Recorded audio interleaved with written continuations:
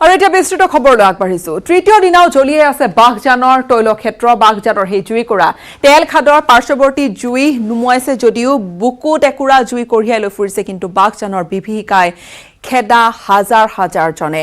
ইপিনে ছিংগাপুৰৰ পিছত তেল খাদৰ জুই নিৰ্বাপনৰ বাবে আহিব আমেৰিকা কানাডাৰ বিশেষজ্ঞ।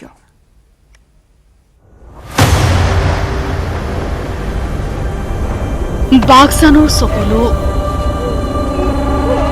একুৰা বিধ্বংসী জুয়ে চাৰখাৰ কৰি নিলে এক বিস্তীৰ্ণ অঞ্চল।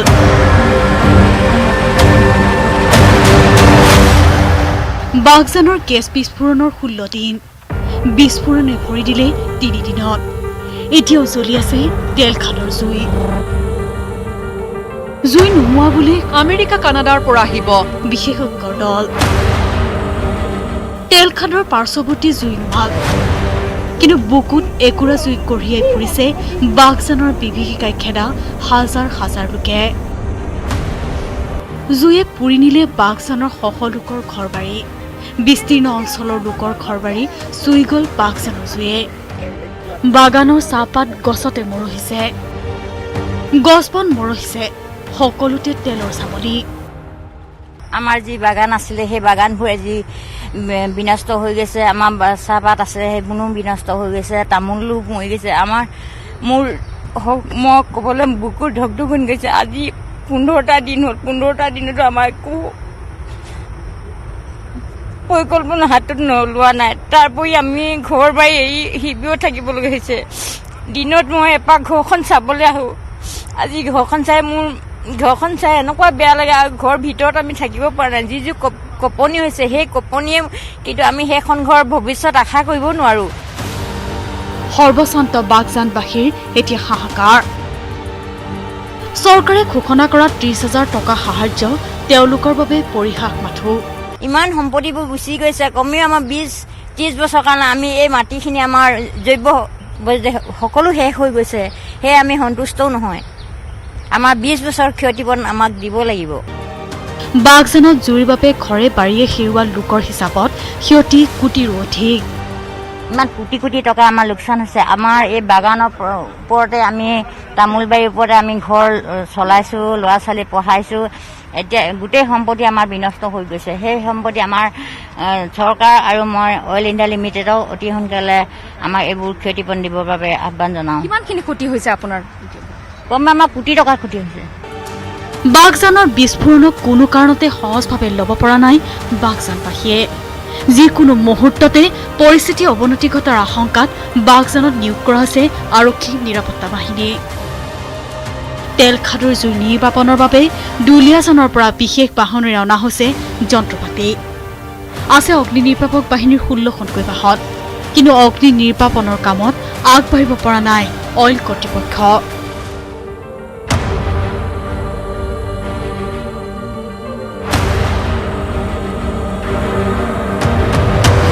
তিনিচুকীয়াৰ পৰা Upasana Goswami, news 18 Assam North east.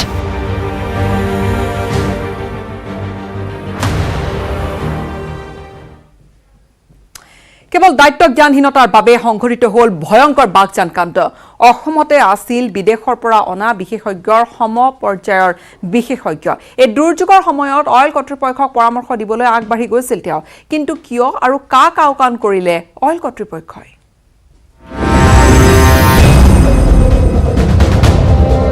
কেতিয়া নুমাব বাঘজানৰ তেল খাদৰ জুই? বিশেষজ্ঞই কি কয়?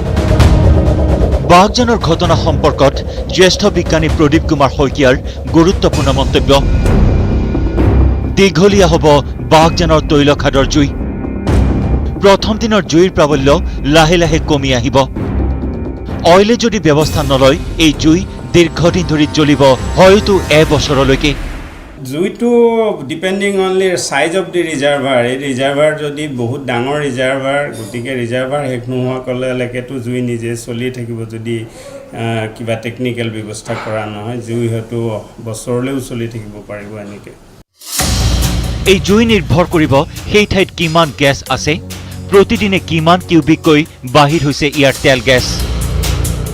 তৈলখাদৰ 1 কিলোমিটাৰ বা আধা কিলোমিটাৰ তললৈ গৈ ইয়াক মেৰামতি কৰিব লাগিব।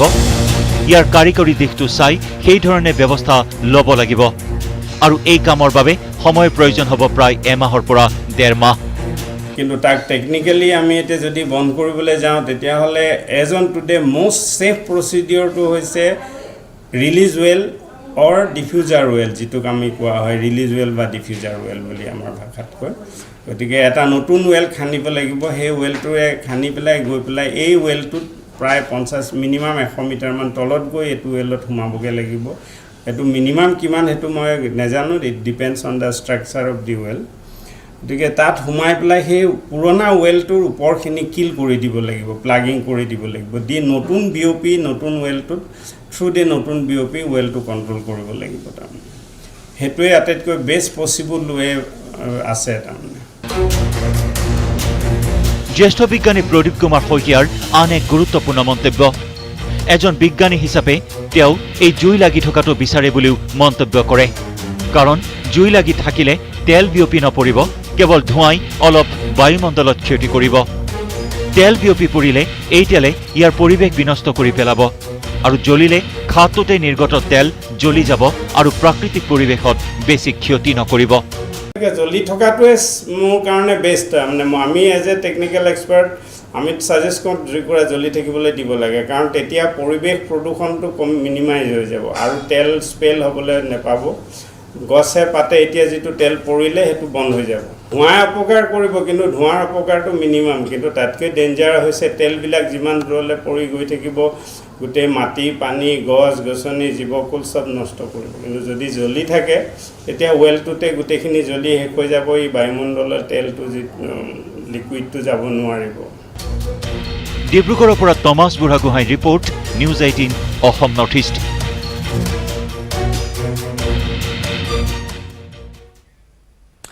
বাগজানৰ আশ্ৰয় শিবিৰত এতিয়া ক্ষোভ মন্ত্ৰী চন্দ্ৰমোহন পাটোৱাৰীৰ মন্তব্যক লৈ ক্ষোভৰ জুইকুৰা বাৰুকৈ জ্বলিছে মন্ত্ৰীগৰাকীৰ প্ৰতিকৃতি দাহ কৰি ক্ষোভিত ৰাইজে সাব্যস্ত কৰিলে তীব্ৰ প্ৰতিবাদ মন্ত্ৰী চন্দ্ৰমোহন পাটোৱাৰীৰ এটা মন্তব্য অকল এইটো নহয় ৰাছিয়াত হৈছে ৰাছিয়াতো প্ৰায় 80 দিন ৰাছিয়াত সাংঘাতিক এইটোতো একোৱেই নহয় অকল এইটো নহয় ৰাছিয়াত হৈছে এইটোতো একোৱেই নহয় আৰু তাৰ পিছতে এই খঙত অগ্নিশৰ্মা বাগজান তাৰপিছত আপোনাৰ ইৰাণত হৈছে ইৰাণতো আপুনি বেলেগ উদাহৰণে নাযাব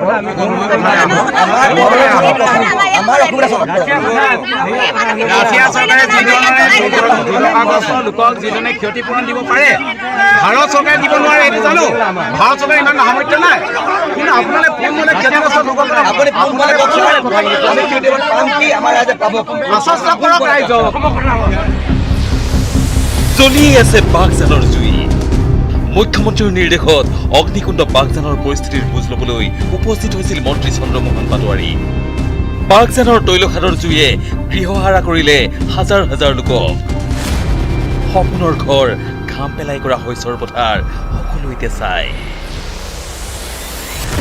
বাগজানবাসীক আশ্বস্ত কৰি এইসকল দুৰ্ভগীয়া লোকৰ বুকু হাত পেলাবলৈ ৰাজ্য চৰকাৰে পঠিয়াইছিল মন্ত্ৰী চন্দ্ৰমোহন পাটোৱাৰী পিছে বাগজানত উপস্থিত হৈ মন্ত্ৰী পাটোৱাৰীয়ে বাগজানবাসীৰ বুকুত দুগুণে জ্বলালে জুই যিকুৰা জুইয়ে চাৰখাৰ কৰি নিলে সকলো সেই জুই দেখি মন্ত্ৰী চন্দ্ৰমোহন পাটোৱাৰীয়ে ক'লে ৰাছিয়া ইৰাকৰ তুলনাত বাগজানৰ জুই একোৱেই নহয়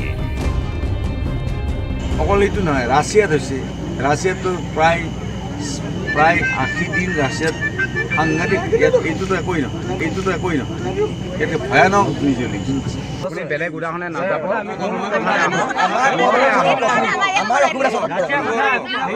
ৰাছিয়া চৰকাৰে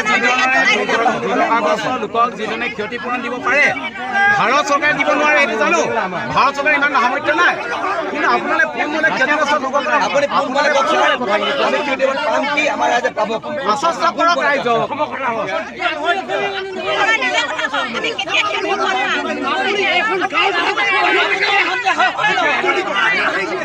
আপোনাৰ দায়িত্বশীল মন্ত্ৰীয়ে আহি যোগেন মহন ডাঙৰীয়াই বাগজানত আহি ইয়াত মাছ কাছ যি মৰিছে অইল ইণ্ডিয়া তেলৰ কাৰণে মৰা নাই বুলি এনেকুৱা কাণ্ডজ্ঞানহীন ৰাইজৰ আগত এটা কথা বিপৰীত মানে হেৰিয়ৰ কি কয় মিডিয়াৰ আগত এটা কথা কৈ হেৰি কৰি যিটো মানে এটা বিতৰ্কমূলক মন্তব্য হেৰি কৰি গৈছে আপুনিও ঠিক এই মন্তব্যৰ পিছতেই ক্ষোভত জাঙুৰ খাই উঠিল বাগজানবাসী আপত্তি নকৰিব বুলি আপুনি কিয় ক'ব আপুনি আপত্তি নকৰিব কিয় বুলি ক'ব জুইকুৰা নুমুৱাবৰ কাৰণে আমি অৰ্থনৈতিক সহায় সহযোগ কৰি আছোঁ ইফালে বৃহস্পতিবাৰে এফালে জ্বলি ৰল বাগজানৰ তৈলখাদৰ জুই আনফালে মন্ত্ৰী চন্দ্ৰমোহন পাটোৱাৰীৰ প্ৰতিকৃতিৰ জুই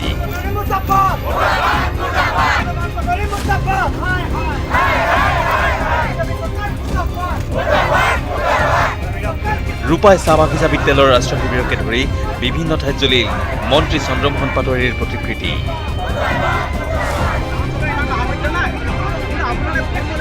bureau report news 18 Assam North east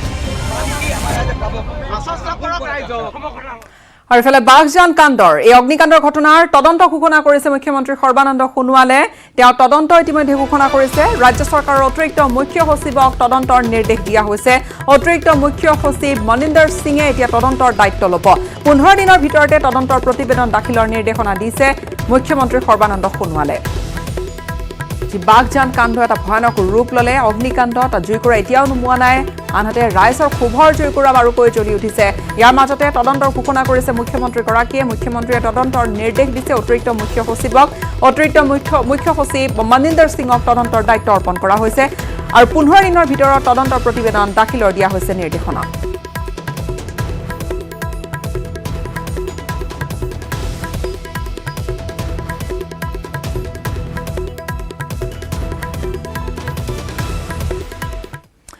দুখন ঘৰৰ হুকাকুল পৰিৱেশৰ মাজতে ৰাজ্যিক মৰ্যাদাৰে শেষকৃত্য সম্পন্ন কৰা হ'ল দুৰ্লভ গগৈ আৰু টিকেশ্বৰ গোহাঁইৰ আনহাতে এই অবাঞ্ছিত দুৰ্ঘটনাৰ বাবে এতিয়া শোকত ভাগি পৰিছে পৰিয়ালৰ সদস্যসকলৰ লগতে দূৰে বন্ধুবৰ্গ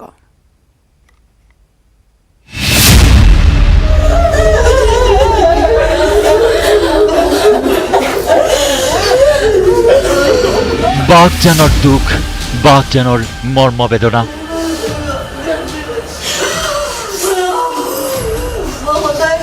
বাঘজানৰ ট্ৰেজেডি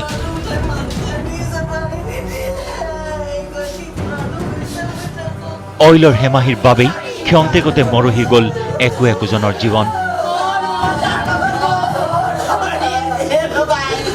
মঙলবাৰে বাঘজানৰ তৈলকূপত সংঘটিত হোৱা অগ্নিকাণ্ডত নিহত হোৱা টিকেশ্বৰ গোহাঁই আৰু দুৰ্লভ গগৈৰ নশ্বৰ দেহ বুধবাৰে নিশা দুয়োৰে বাসগৃহত আহি পোৱাৰ পিছতেই এক শোকাকুল অবৰ্ণনীয় পৰিৱেশৰ সৃষ্টি হয়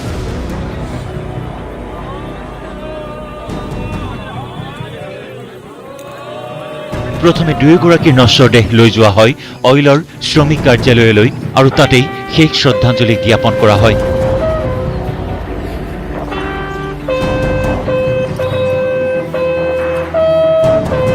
ইয়াৰ পিছতেই টিকেশ্বৰ গোহাঁই আৰু দুৰ্লভ গগৈক দুলীয়াজানৰ অগ্নি নিৰ্বাপক বাহিনীৰ কাৰ্যালয়ৰ সন্মুখত শ্ৰদ্ধাঞ্জলি জনোৱা হয় দুৰ্লভ গগৈৰ মৃতদেহ পোনে পোনে লৈ অনা হয় নামৰূপলৈ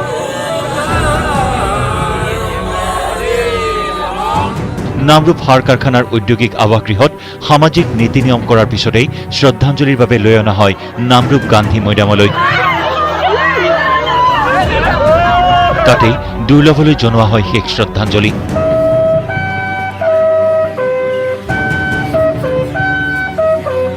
পিছত দুৰ্লভৰ শেষকৃত্যৰ বাবে নশ্বৰ দেহ লৈ যোৱা হয় তেওঁৰ নিজা বাসগৃহ নামৰূপৰ দিল্লী গাঁৱলৈ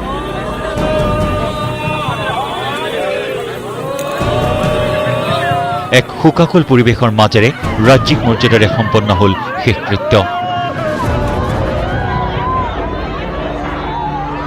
bureau report news 18 Assam North east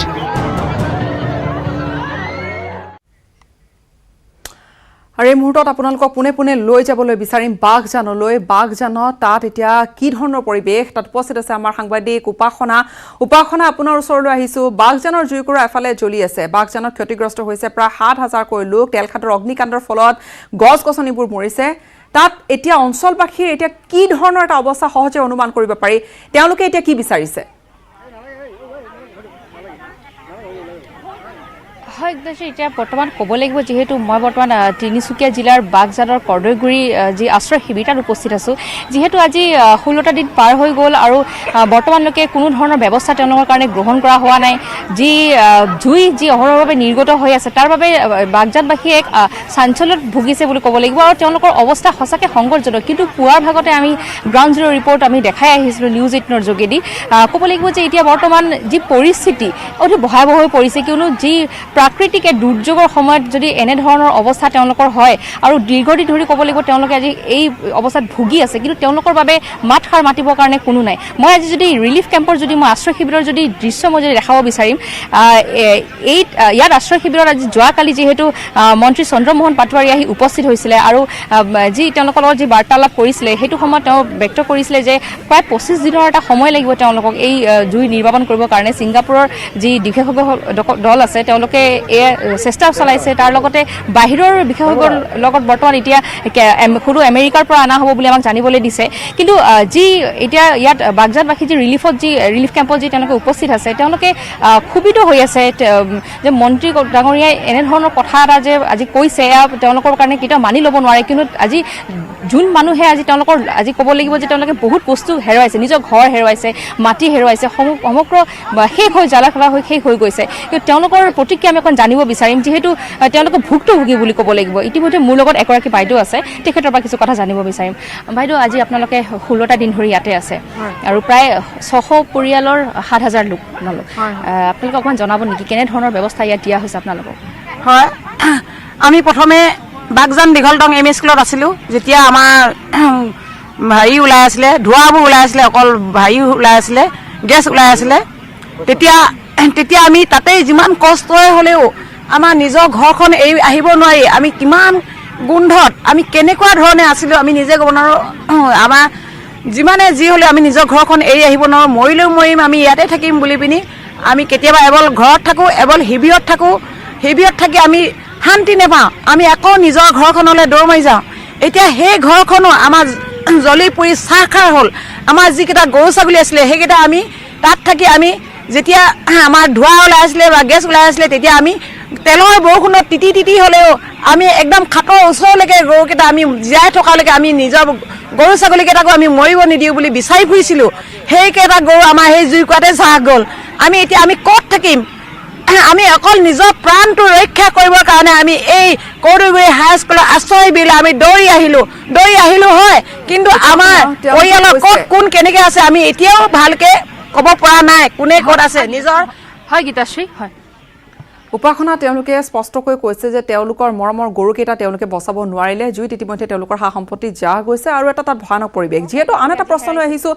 যিহেতু তাত জুইকুৰা জ্বলি আছে আৰু তাত এতিয়ালৈকে সেই একেধৰণে জুইকুৰা জ্বলি আছে তাত ধোঁৱা নিৰ্গত হৈছে বহু দূৰলৈকে কেইবা কিলোমিটাৰ পৰ্যন্ত ক'লা ধোঁৱা উৰি আছে আকাশ ৰাঙলী হৈ আছে কিন্তু তাৰ মাজত ক'ৰবাত তেওঁলোক ক'ৰবাত শ্বাস প্ৰশ্বাসজনিত বা তেনেকুৱা কিবা অসুবিধা তেওঁলোকে পাইছে নেকি আমি সদায় সেইটো কথা আমি সদায় ছেফটিতে আছিলোঁ আৰু আমি যি হেৰি চাকি বন্তি প্ৰজ্বলন কৰিব আছিলে আমি তাকো কৰিছিলোঁ আমি যেনেকৈ কৰিব কয় আমি এই কৰোণাৰ পৰা হাত সাৰিবৰ বাবে আমি ঘণ্টাই হাতো ধুইছিলোঁ এতিয়া আমি ক'ত হাত ধুম ক'ত আমি হাত ধুই ভাত খাম বা বিস্কুট খাম বা কি কৰিম আমাৰ একো ল'ৰা ছোৱালীক আমি কেনেকৈ সুৰক্ষিত থ'ম আমাৰ একো হেৰি নাইকিয়া হ'ল আমি নিজেই থাকিব পৰা নাই আমি থিয় দি থাকিব পৰা নাই এনেকৈ আমাৰ বুকুৰ বিষ হৈছে আমি কেনেকৈ আমি নিজে কৰোণাৰ পৰা বাচি থাকিম নে ল'ৰা ছোৱালীক কৰোণাৰ পৰা বচাই ৰাখিম নে আমি আঁতৰত থাকিম কেনেকৈ আঁতৰত থাকিম আমাৰ এটা সৰু হেৰিয়ত কিমান শ মানুহ আমি থাকিবলগীয়া আছে এটা হাবিৰত আমি কিমান হাজাৰ মানুহ একেলগে আছোঁ আমি ইয়াত কেনেকৈ আঁতৰত থাকিম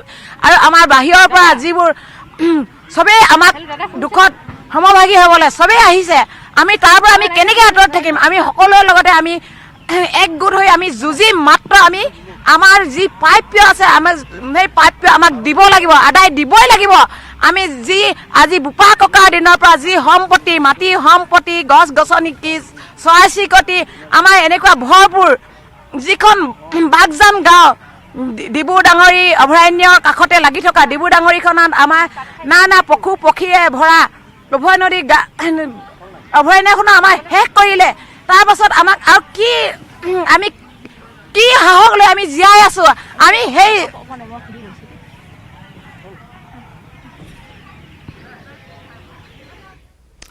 উপাসনা যি তাত পৰিৱেশ সঁচাকৈ অবৰ্ণনীয় এটা পৰিৱেশ এটাত বিৰাজ কৰিছে তাত কান্দি কান্দি ৰাইজে কৈছে যে তাত জুইকুৰা যি ধৰণে জ্বলি আছে তেওঁলোকৰ সকলোখিনি শেষ হৈ গৈছে এতিয়া তেওঁলোক সম্পূৰ্ণৰূপে দিশহাৰা অন্ধকাৰ নামি আহিছে তেওঁলোকলৈ তেওঁলোকৰ জীৱনলৈ তেওঁলোকৰ ভৱিষ্যত প্ৰজন্মলৈ কি কৰিব দিক বিদিক সম্পূৰ্ণৰূপে হেৰুৱাই পেলাইছে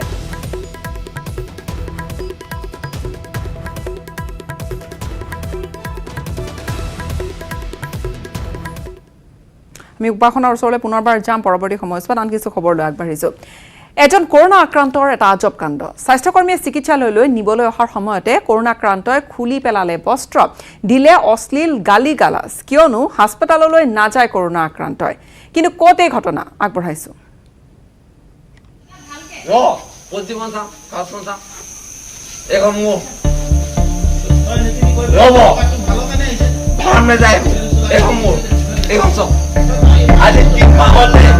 কোভিড-19 পজিটিভ কিন্তু নাযায় হাস্পতাললৈ হাস্পতালত আছুতীয়াকৈ থাকিবলৈ নাযায় কোভিড সংক্ৰমিত যুৱক কোনো পথেই নুঠে এম্বুলেন্সত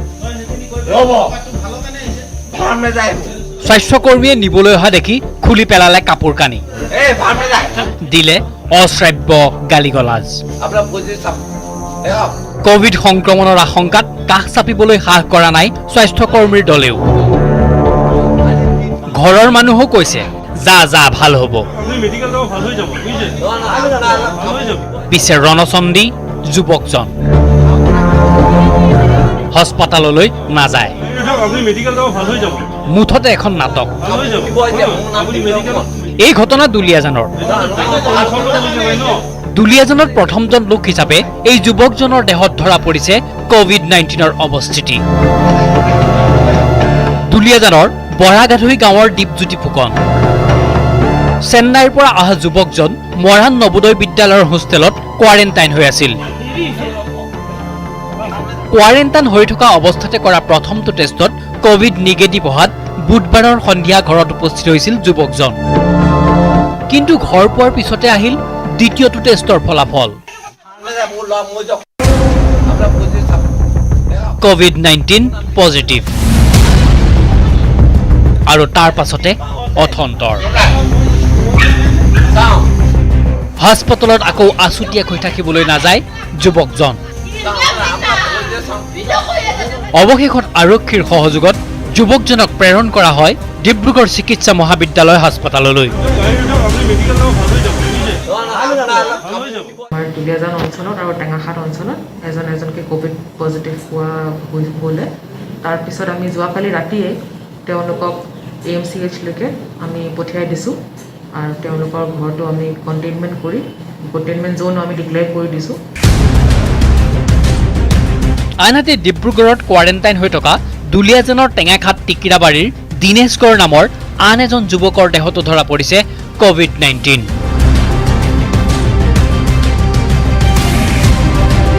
নাহৰকটীয়াৰ পৰা Utpal Chaliha news 18 Assam North east সময় হৈছে এটা চমু বাণিজ্যিক বিৰতিৰ পুনৰ স্বাগতম জনাইছোঁ কোভিড-19ৰ ৰিপৰ্টক লৈ ভয়ংকৰ খেলিমেলি নাম খেলিমেলি কৰি কোভিড পজিটিভ লোকক কোৱাৰেণ্টাইনৰ পৰা ঘৰলৈ যাবলৈ দিলে মঙলদৈ অসামৰিক চিকিৎসালয় কৰ্তৃপক্ষই চিকিৎসালয়ৰ গাফিলতিৰ বাবে কোভিড পজিটিভ লোক ঘৰলৈ যোৱাক লৈ এতিয়া সৃষ্টি হৈছে আতংকৰ মঙলদৈ অসামৰিক চিকিৎসালয়ৰ কাণ্ড কোভিড-19 নিগেটিভৰ ঠাইত কোভিড-19 পজিটিভক ছুটি সুস্থ হামিদ আলীৰ ঠাইত সক্ৰিয় কৰোনা ৰোগী হানিফ আলী পালেগৈ ঘৰ বুধবাৰে নিশা মঙলদৈ অসামৰিক চিকিৎসালয়ৰ পৰা ৰিলিজ কৰা হৈছিল 14গৰাকী কোভিডত আৰোগ্য লাভ কৰা ব্যক্তি এই 14গৰাকী আৰোগ্য লাভ কৰা ৰোগীৰ ভিতৰত আছিল হামিদ আলী নামৰ লোকজন কিন্তু হামিদ আলীৰ ঠাইত ঘৰ পালেগৈ দলগাঁও হিয়ালমাৰীৰ হানিফ আলী চিকিৎসালয়ৰ মাৰাত্মক ভুলৰ বাবেই ঘটিল এই মহা খেলিমেলি পজিটিভ ৰোগীজনক ৰিলিজ কৰি দিয়াৰ পিছতেই হাহাকাৰ পৰিস্থিতিৰ সৃষ্টি হ'ল মঙলদৈ একেখন এম্বুলেন্সতে এগৰাকী পজিটিভ ব্যক্তি নিগেটিভ ব্যক্তিসকলৰ লগত ঘৰত গ'ল হস্পিটেল কৰ্তৃপক্ষই এৰি দিলে কৰ্তব্যত যি ধৰণৰ মানে খেলি মেলি কৰিছে কৰ্তব্যত যি যি ধৰণৰ খেলি মেলি কৰিছে ইয়াক আমি অতিশয় লাজ পাইছোঁ। এই গাফিলতি আৰু বিভ্ৰাটৰ কথা নিজ মুখে স্বীকাৰ কৰিছে চিকিৎসালয়খনৰ অধীক্ষক গোপীনাথ বৰাই।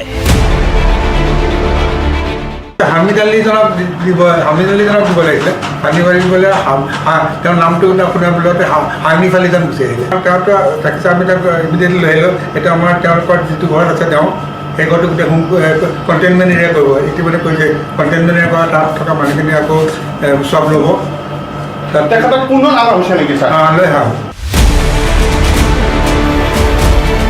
কৰোনা পজিটিভ হানিফ আলীক এম্বুলেন্সযোগে ঘৰলৈ লৈ যোৱাৰ সময়ত আন 5গৰাকী আৰোগ্য লাভ কৰা ব্যক্তিকো নিয়া হৈছিল একেখন এম্বুলেন্সত। একেখন বাহনতে কৰোনা পজিটিভ ৰোগীজন যোৱাৰ পিছত আৰোগ্য লাভ কৰা কেইজনক পুনৰ ঘৰতেই কোৱাৰেণ্টাইন হৈ থাকিবলৈ নিৰ্দেশ দিয়া হৈছে। ইফালে এৰাতি ঘৰত থকাৰ পিছত বৃহস্পতিবাৰে পুনৰ হানিফ আলীক ঘূৰাই অনা হয় চিকিৎসালয়লৈ। লগতে হানিফ আলীৰ গৃহ অঞ্চলক কণ্টেইনমেণ্ট জোন ৰূপে ঘোষণা কৰা হৈছে। মঙলদৈৰ পৰা Nabajyoti Mahanta, news 18 Assam North east.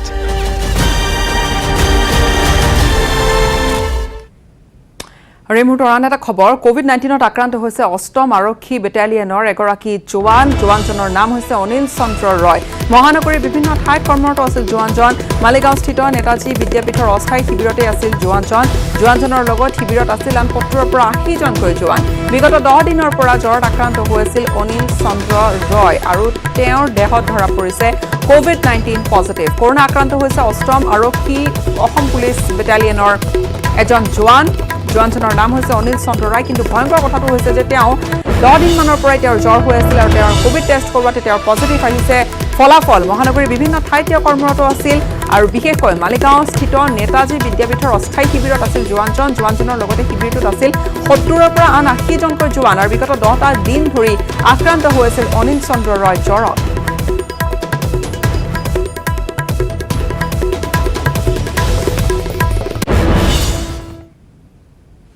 চিপাঝাৰত গণসংক্ৰমণ হোৱাৰ আশংকা।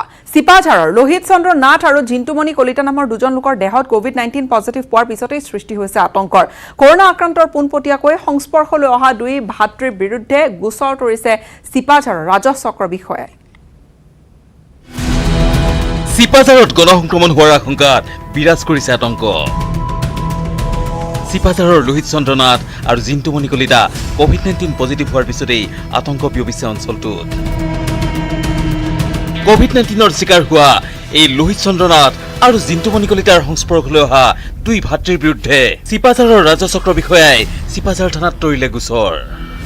চিপাঝাৰ গৰুখুটিৰ ৰাজাপুখুৰীৰ লোহিত চন্দ্ৰ নাথ আৰু গোপালপুৰৰ জিন্তুমণি কলিতা কোভিড-19 পজিটিভ হোৱাৰ পিছতেই অঞ্চলটোত বিয়পি পৰিছে আশংকা। যোৱা 2 জুনত ইম্ফলৰ পৰা আহিছিল এই দুই কোভিড-19 পজিটিভ ব্যক্তি। প্ৰশাসনৰ তৎপৰতাত দৰং জিলাৰ প্ৰৱেশ পথ দুমুনি চকীত নমুনা সংগ্ৰহ কৰাৰ পিছতেই কোৱাৰেণ্টাইন হোৱাৰ পৰামৰ্শ দিয়ে জিলা স্বাস্থ্য বিভাগে। পিছে স্বাস্থ্য বিভাগৰ কোনো নিৰ্দেশনা নামানি দুয়োজনে পলায়ন কৰে ঘৰলৈ। ইয়াৰ পিছতেই চিপাঝাৰৰ ৰাজাপুখুৰীৰ লোহিত চন্দ্ৰ নাথে নিজৰ ভাতৃৰ লগত ঘৰলৈ যোৱাৰ লগতে অঞ্চলটোৰ বিভিন্ন ঠাইত বিচৰণ কৰি আন বহুজনৰ বাবে কঢ়িয়াই নিয়ে সংক্ৰমণৰ আশংকা। তেওঁলোকক ফেচিলিটি কোৱাৰেণ্টাইনলৈকে এডভাইচ কৰা হৈছিলে। তেতিয়াতে তেওঁলোকে নিজৰ ঘৰৰ আত্মীয়ক মাতি পেলাই বাইকেৰে পলায়ন কৰিবলৈ চেষ্টা কৰে।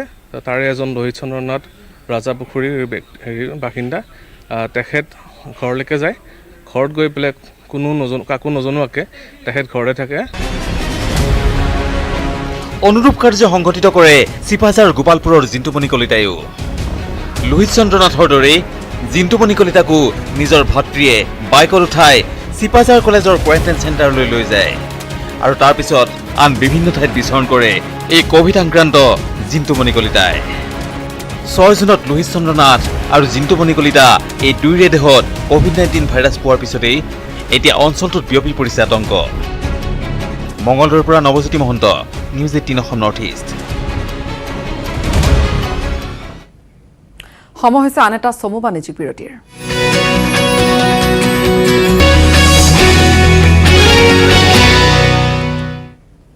দেশত ক্ৰমে অধিক সংহাৰী ৰূপ ধাৰণ কৰিছে মহামাৰী কোভিড-19। কোভিড আক্ৰান্ত তথা নিহতৰ পৰিসংখ্যাই প্ৰতিদিনে যেন গঢ়িছে অভিলেখ।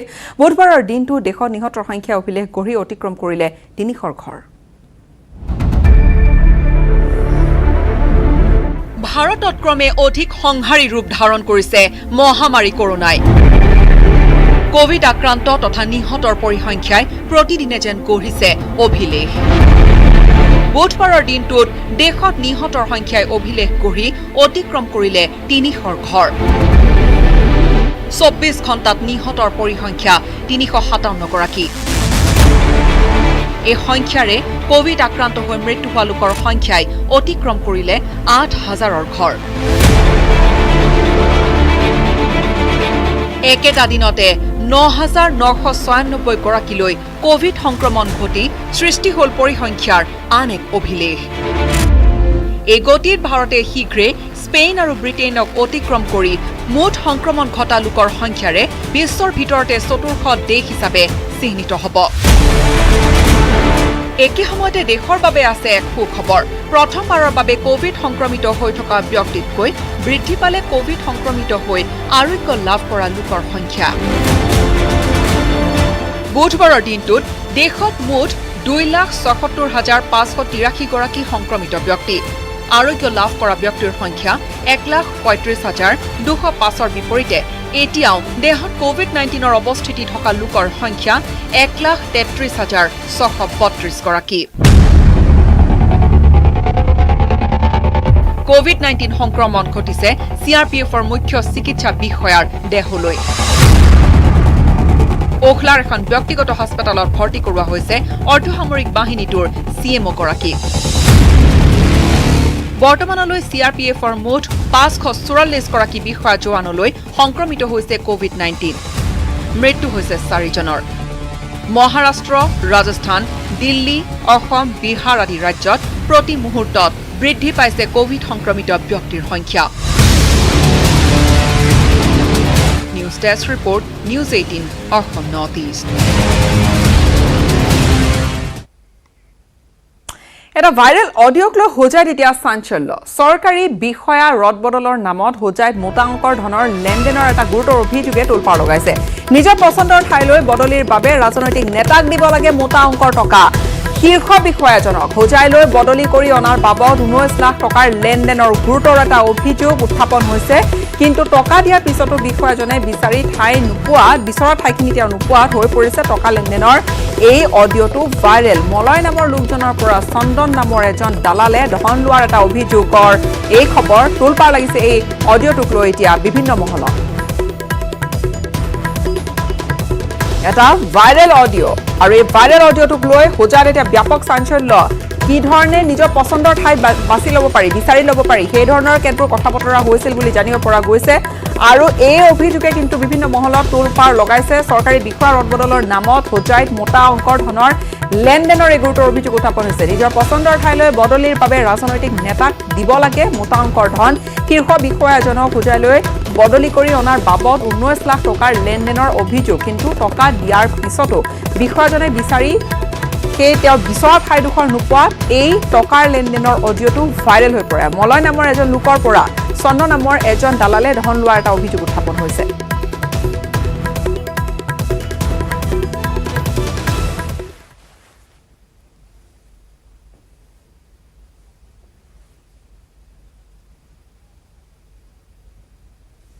হ্যালো, ওই বাইদু আমার ফোন করছে, কথা বুঝছ?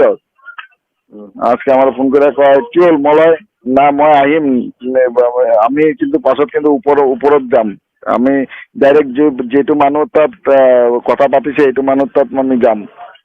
তুমি চন্দনৰ লগত পুৰা ক্লিয়াৰ হৈ পেলাই কথাটো পাতি লোৱা। কি কৰিব তেখেতে, পইচা দিব না কি কৰিব, কি কৰিবলৈ বিচাৰে? এতিয়া আমি ঘৰৰ পৰা ওলাব নোৱাৰো এনেকুৱা অৱস্থা হৈছে। এইটো ৰাইজৰ মানুহ, ৰাইজৰ দৰে ৰাইজে আমাৰ ঘৰত আহি মানে চিঞৰি আছে। কয় যে আমি কিন্তু ওপৰত যাম, কিন্তু আমাৰ আছোতো চেনেল যে না বাইদেউ এনেকুৱা নকৰিব, কিবা এটা চন্দন কিবা এটা ব্যৱস্থা কৰিব আপুনি। কয় নহ'লে মই আহিম, লাষ্ট আহিম একদম মানে ৰাইজ লৈ পেলাই আহিম। অৰ্থাৎ বেয়া পৰি গৈ তুমি না তুমি ইনভলভত আছা, তুমি পয়সা তাহলে মারিছা। আমার এত দুঃখ লাগছে যখন আমি এই কথাটা শুনছি আর কি। কথা বুঝছস না? নাই ভাই এটা আপনি কি কিরা কাটিব লাগে? মোর মা মরিছে, মোর মা এতিয়ালৈকে মরিবলৈ পড়তে মই কিরা কাটি পেলাই আপোনাক ক'ব পাৰিম। মই তাৰ পৰা 1 টকা মই একো কৰা নাই। আমিতো কৈছো সি খোৱা নাই, কিন্তু কয় তেতিয়াহ'লে পইচা গ'ল ক'ত? তেখেতে কেলে আমাক কৈ নিদিয়ে কাক পইচা দিছে ইমান টকা? 1-2 টকা নেকি যে 1-2 টকা আমাৰ ঘৰত মানুহবিলাক আহে ছাৰক হেৰেজমেণ্ট দিয়ে। তাৰপিছত কৈছে নাহিলে মই আহিম। আজকে বিৰাট মানে চুন্দি গৰম কৰি কথা কৈছে। আমি শনিবাৰ নহ'লে দেওবাৰৰ পিছত আকৌ আহিম, কিন্তু পিছত তোমালোকে বেয়া নাপাবা। তুই একদম চিৰিয়াছলি তাত ক কৈছে আপুনি কেইটা দিন ৱেইট কৰক, আপোনাৰ ব্যৱস্থা কৰি আছে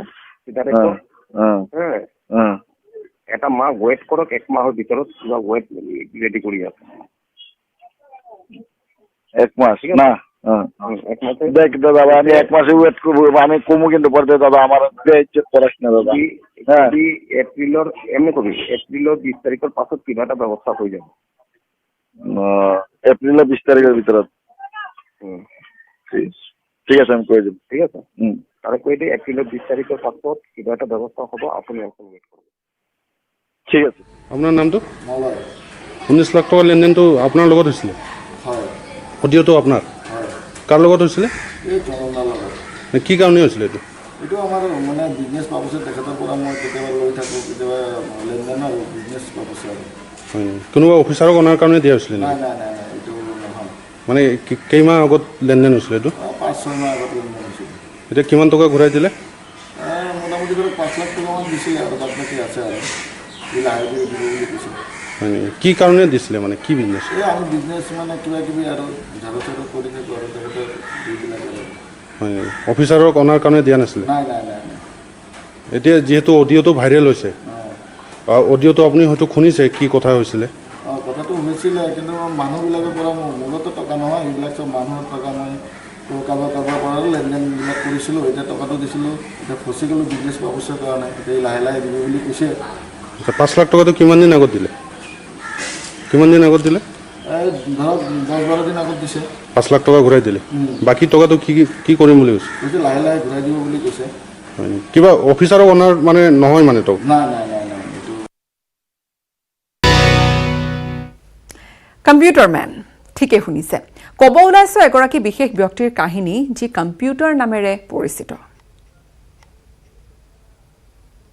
অন্ধ্ৰপ্ৰদেশ, অসম, অৰুণাচল প্ৰদেশ, বিহাৰ, হাৰিয়ানা, গোৱা, হিমাচল প্ৰদেশ, জম্মু কাশ্মীৰ, কৰ্ণাটক, কেৰালা, মধ্যপ্ৰদেশ, মহাৰাষ্ট্ৰ, মণিপুৰ, মেঘালয়, মিজোৰাম, নাগালেণ্ড, উৰিষ্যা, পাঞ্জাৱ, গুজৰাট, ৰাজস্থান, ছিকিম, তামিলনাডু, ত্ৰিপুৰা, উত্তৰ প্ৰদেশ, পশ্চিমবংগ, ছত্তীশগড়, উত্তৰাখণ্ড, ঝাৰখণ্ড, আন্দামান নিকোবৰ, দ্বীপপুঞ্জ, চণ্ডীগড়, দাদৰা, হাভেলী, দমন, দেও, লক্ষদ্বীপ, পণ্ডিচেৰী, দিল্লী, নতুন কোৰিয়া, তেলেংগানা। অসম ভাৰত নহয়, সমগ্ৰ বিশ্বৰ বহু তথ্যই মুখতে লাগি থাকে এইজন ব্যক্তিৰ। মানৱৰূপী কম্পিউটাৰ হিচাপে পৰিচিত এই ব্যক্তিজনে কম্পিউটাৰৰ দৰে ক'ব পাৰে যিকোনো উত্তৰ। কৰিমগঞ্জ, ৰামকৃষ্ণ নগৰ, পাথাৰাকান্দি। এই বিশেষ গুণৰ অধিকাৰী ব্যক্তিজন শোণিতপুৰ জিলাৰ ঠেলামৰাৰ আব্দুল হালিম, বয়স 60 বছৰ। নিউজ 18ৰ কেমেৰাৰ আগত তেওঁ একে উশাহতে কৈ গ'ল অসমৰ জিলাসমূহৰ নাম, সমষ্টিৰ নাম, ভাৰতৰ ৰাজ্যসমূহৰ নাম, জনসংখ্যাৰ মাটিকালি, বিশ্বৰ দেশসমূহৰ নামকে আদি কৰি বহু তথ্য। বিশ্বনাথ চাৰিআলি, গহপুৰ, হুজাই, দক্ষিণ হালমাৰা, মানকাছৰ, দক্ষিণ হালমাৰা। পিছে কেনেকৈ তেওঁ মনত ৰাখে ইমান তথ্য? 26খন বিধানসভা সমষ্টি আছে, যেনে তিনিচুকীয়া, ডিগবৈ, মাৰ্ঘেৰিটা, ডমডমা, শদিয়া, ডিব্ৰুগড়, মৰাণ, লাহোৱাল, টিংকাং, নাহৰকটীয়া, দুলীয়াজান, চাবুৱা, লখিমপুৰ, নাওবৈচা, বেপুৰীয়া, ধেমাজি, জোনাই, ঢকুৱাখানা, শিৱসাগৰ, আমগুৰি, নাজিৰা, মাহাপৰা, সোণাৰী, থাওৰা, যোৰহাট, মাজুলী, তিতাবৰ, মৰিয়ানী, তিয়ক, গোলাঘাট, বোকাঘাট, সৰুপাত্ৰ, খুমটাই, দেৰগাঁও, মানুহজনৰ এই আচৰিত প্ৰতিভাৰ ৰহস্য কি জানিবলৈ বিচৰাত মানুহজনে ক'লে মনৰ সংযোগৰ কথা। 204খন দেশ আছে, যেনে Bharat, Bangladesh, Pakistan, Afghanistan, Uzbekistan, Kyrgyzstan, Kazakhstan, Iran, Iraq, America যুক্তৰাষ্ট্ৰ, দক্ষিণ Africa, central republic African, Australia, Russia, Soviet Russia, Indonesia, Malaysia, Somalia, Syria, Nigeria, Bulgaria, উত্তৰ কোৰিয়া, দক্ষিণ Korea, Algeria, Albania, Gambia, Bosnia, Siberia, Liberia. নাই, এটা পেপাৰত হওক বা কোনো কিতাপত 1-2বাৰ চাওঁ, এইটোৱে চাৱাৰ পিছতেই মোৰ এইটো মুখস্থ হৈ যা। লাইবেৰিয়া, ফ্ৰান্স, চীন, জাপান, ব্ৰিটেইন, য়েমন, শাম, তুৰ্কী, ফিলিস্তিনি, Brazil, Nepal, Dhekiajuli Paharen Bhumij, news 18 Assam North East. Sri Lanka, Singapore, Abyssinia, Armenia, Argentina, Ireland, Switzerland, Netherland, Vietnam, দক্ষিণ Vietnam, Canada, Georgia, Ethiopia, Lithuania, Uganda, Rwanda. গুৱাহাটীত ভাৰতবৰ্ষৰ সম্ভ্ৰান্ত ঔষধ কোম্পানীৰ ঔষধ মুকলি হায়দৰাবাদৰ জিকিয়া বায়োমেডছ এণ্ড ফাৰ্মাচিউটিকেলছৰ অজো প্লাছ আনুষ্ঠানিকভাৱে মুকলি কৰা হৈছে সংক্ৰামক ৰোগৰ প্ৰতিষেধক এই ঔষধ গুণগত মান ৰক্ষা কৰি প্ৰস্তুত কৰা বুলি জনাইছে কোম্পানীটোৰ বিষয়ববীয়াসকলে সংক্ৰমণ ৰোধৰ ক্ষেত্ৰত মানুহৰ ৰোগ প্ৰতিৰোধ ক্ষমতা বৃদ্ধি কৰিব এই ঔষধে কোম্পানীটোৱে প্ৰাপ্তবয়স্ক লোকসকলৰ বাবে টেবলেট আৰু শিশুসকলৰ বাবে চিৰাপ উপলব্ধ কৰাইছে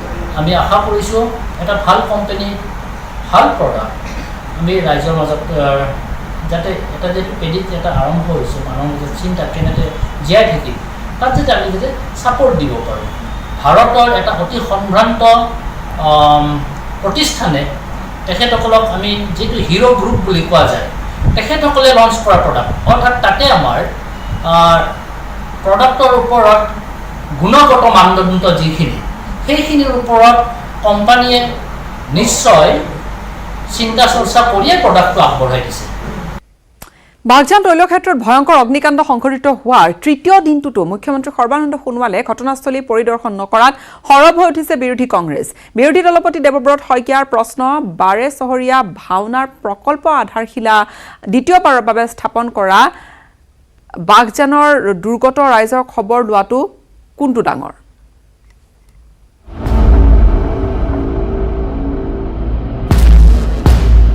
জ্বলি আছে বাগজান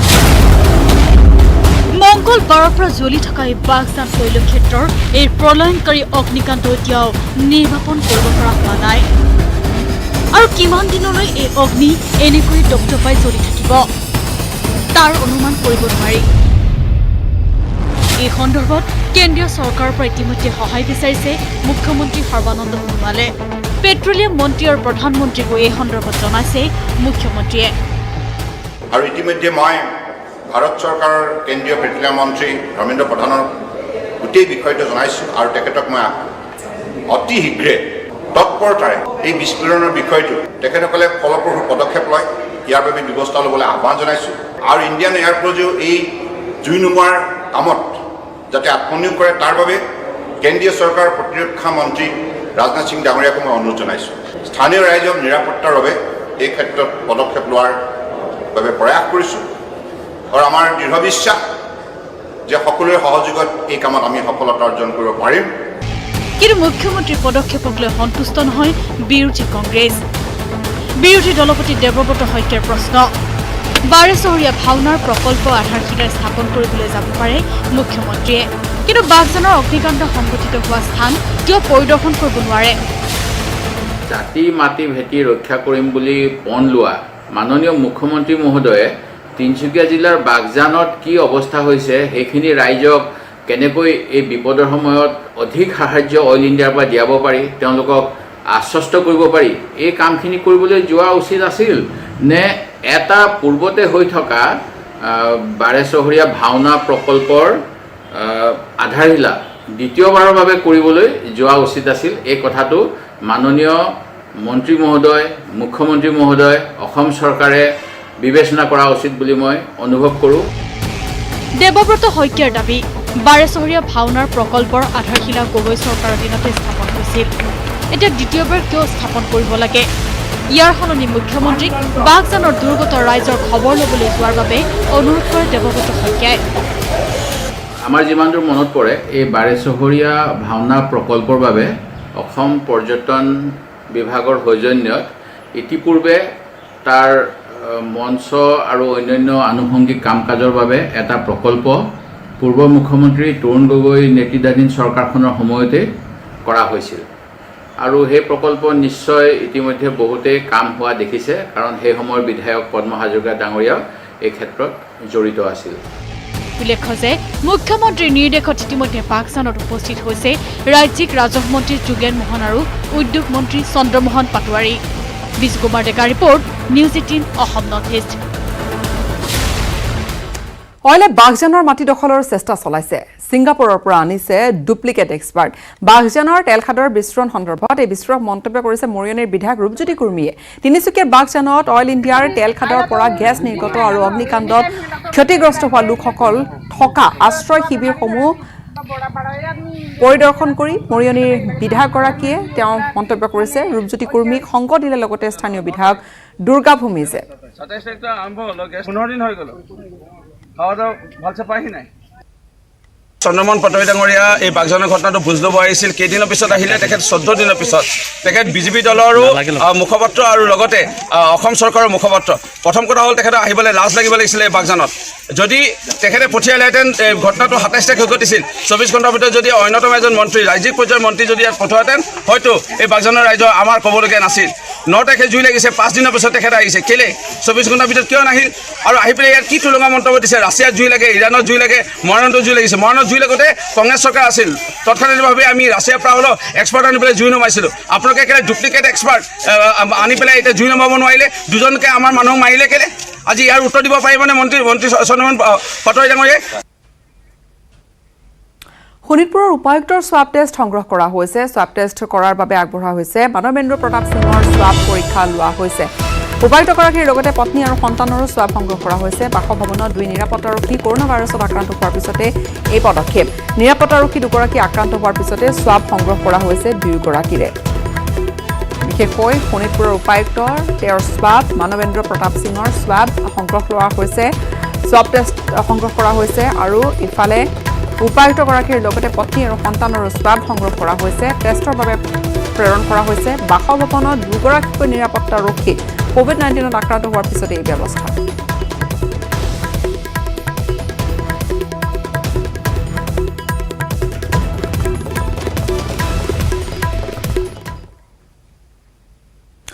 বৰঝাৰ বিমানবন্দৰ পৰিদৰ্শন কৰিলে স্বাস্থ্যমন্ত্ৰী ডক্টৰ হিমন্ত বিশ্ব শৰ্মাই বিমানবন্দৰৰ স্বাব কেন্দ্ৰ পৰিদৰ্শন কৰে মন্ত্ৰীগৰাকীয়ে বৰঝাৰত দিনক দিনে বৃদ্ধি পাইছে বিমান যাত্ৰীৰ সংখ্যা বৰঝাৰ বিমানবন্দৰত সামাজিক দূৰত্ব বৰ্তাই ৰখা নাই একাংশ এই অভিযোগ তেওঁ কৰিছে আৰু 25 মেৰ পৰা 34,000 লোক আহিছে বুলি জানিবলৈ দিছে বিমানেৰে আহিছে অৱশ্যে এইসকল লোক তেওঁ জানিবলৈ দিয়ে দিনক দিনে হ্ৰাস পাইছে ৰেল যাত্ৰীৰ সংখ্যা কেৰালাৰ পৰা বিমান আৰু ৰেল যোগে আহিবলৈ বাকী আছে এতিয়াও 25,000 লোক কিৰণশ্ৰী গ্ৰাণ্ড হোটেলত স্বাব কেন্দ্ৰ পৰিদৰ্শন কৰিলে লগতে মন্ত্ৰী ডক্টৰ হিমন্ত বিশ্ব শৰ্মাই